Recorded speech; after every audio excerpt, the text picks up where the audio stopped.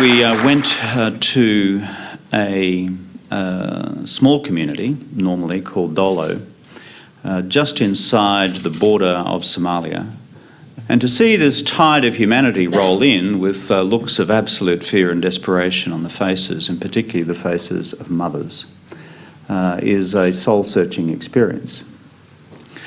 And then you ask the great question, and what then is to be done? I'm announcing today the introduction of the Australian Government's Horn of Africa dollar for dollar initiative. It's very simple.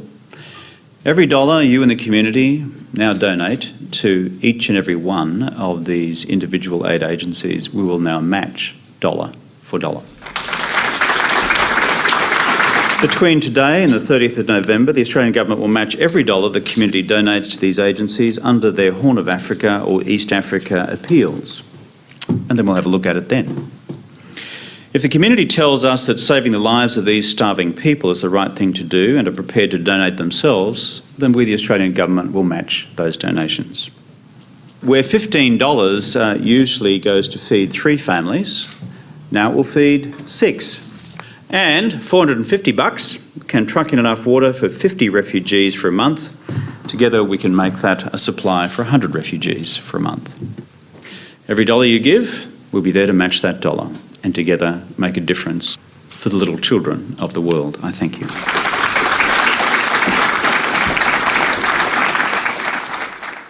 Australians have a very deep connection to Africa. 70% of the 400,000 Australians who sponsor a child through World Vision sponsor an African child. This idea that somehow Africa is not in our backyard, not our responsibility. We're in Afghanistan, we're in Iraq. Africa is actually closer than those countries, by the way. We and Australians do have this connection, which is why being able to have a program like Dollar for Dollar is incredibly important for us.